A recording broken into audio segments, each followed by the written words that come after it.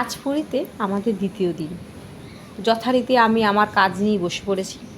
সবার জুতো, সানগ্লাস, বরের টুপি এগুলো সব কালেক্ট করে রাখা। আর মাঝে মাঝে শশা, মিষ্টি বিভিন্ন জিনিস যায়, ডেকে ডেকে খায়। সময়টা কাটাতে হবে, কতক্ষণ আর মোবাইল ভাল লাগে, কতক্ষণ আর লোককে দেখতে ভাল লাগে। তারা তো 2-2.5 ঘন্টার আগে তাদের চান হবে না। তো আমি বসে বসে শশা চেবাচ্ছি, আর বরের জন্য একটা কিনে রেখেছিলাম।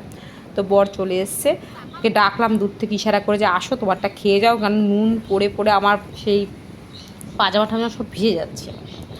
তো বসেছিলাম, এবার ওরা আস্তে আস্তে আসছে। মোটামুটি 2 ঘন্টার মতো তাদের চান হয়েছে। দিনের বেলাটা প্রচণ্ড রোদ থাকে এই ফেব্রুয়ারি মাসে, এত রোদের তাপ মানে চামড়া যেন জাস্ট জ্বলে যাচ্ছে। তো এখন সবাই হোটেলের দিকে চলে এসেছি। আর হোটেলে ঢুকতেই ঠিক ডান দিকেই একটা ওয়াশরুমের মতন আছে, ঠিক ওয়াশরুম না, ওখানে শাওয়ারও ব্যবস্থা করা আছে। কল সেটা সব হোটেলেই থাকে, তো এখানের জিনিসটা আরও সুন্দর যে সেখানে শাওয়ারে ছেলেরা চান টান করে নিচ্ছে যেন বালুটা চলে যায়, নাহলে আমাদের ঘরটাই নোংরা হয়ে যাবে। আর আমি আস্তে আস্তে এগোচ্ছি যে আমি আগে চলে যাই, গিয়ে তালা চাবিটা খুলি, তারপর তোমরা আস্তে আস্তে আসো।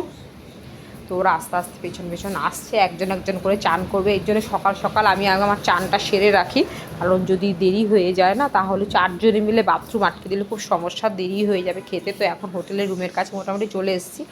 আর ছেলেকে দেখো পেছন পেছন আসছে, তার শরীর আর দিচ্ছে না। কিন্তু যদি সমুদ্রে তাকে নামিয়ে দেওয়া হয়, এখনও সে 2 ঘন্টা সমুদ্রে দাপাদাপি করবে, এত ভালোবাসা সমুদ্রটা ওরা এনজয় করে। আর এখন এসে সব এক এক করে চান করছে, আর আমি দাঁড়িয়ে দাঁড়িয়ে ঘরে একটু ভিডিও করছি আর ঘরের ছবিটা তুলছি। তো তোমাদের পরে একদিন রুম ট্যুরটা শেয়ার করব। খুবই সুন্দর রুমটা। এখন টাটা।